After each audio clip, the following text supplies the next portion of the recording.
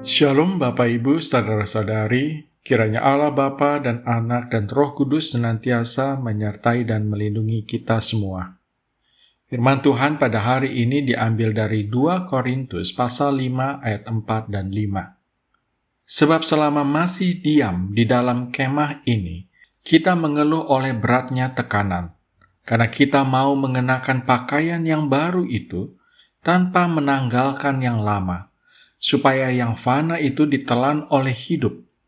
Tetapi Allah lah yang justru mempersiapkan kita untuk hal itu, dan yang mengaruniakan roh kepada kita sebagai jaminan segala sesuatu yang telah disediakan bagi kita.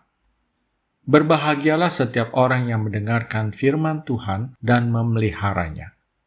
Jika kita memiliki hidup dengan mentalitas tujuan akhir, atau dengan kata lain, kita hidup dengan keadaan batin kita, cara berpikir kita, cara kita merasakan sesuatu, dan cara kita bertindak bahwa semua itu adalah tujuan akhir, maka kita akan terus-menerus kecewa.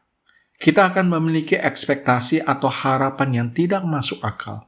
Dan juga kita tidak menjaga diri dari pencobaan sebagaimana mestinya, Bapak Ibu. Dengan mentalitas tujuan akhir tersebut, kita akan kesulitan mempercayai bahwa Allah itu Maha Kasih, Allah itu baik dan setia, dan Allah itu murah hati. Kita lebih mudah mengeluh daripada merasa cukup. Kita merasa iri pada kehidupan orang lain. Kita cenderung mengaitkan kebahagiaan pada tingkat kemudahan dan kenyamanan hidup dalam situasi dan relasi saat ini. Dan yang jelas dan pasti Bapak Ibu saudara-saudari, tidak sejalan dengan agenda Tuhan sama sekali.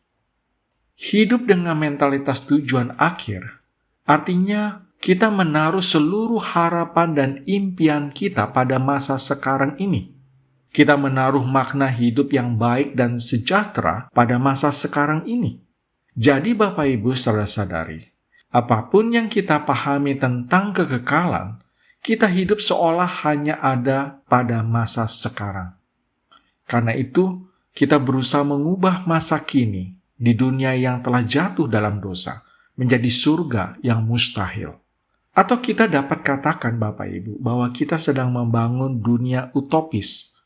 Bila kita adalah anak-anak Allah, kita sudah menerima janji surga yang melampaui kemampuan pikiran kita. Tetapi bukan di dunia yang sekarang ini, Bapak Ibu.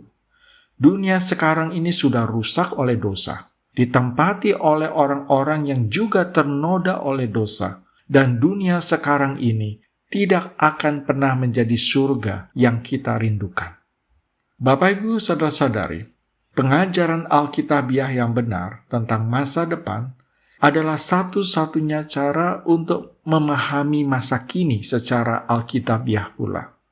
Jika ada garis akhir yang mulia bagi semua anak Allah, maka sekarang ini bukan tujuan akhir, melainkan persiapan untuk tujuan akhir.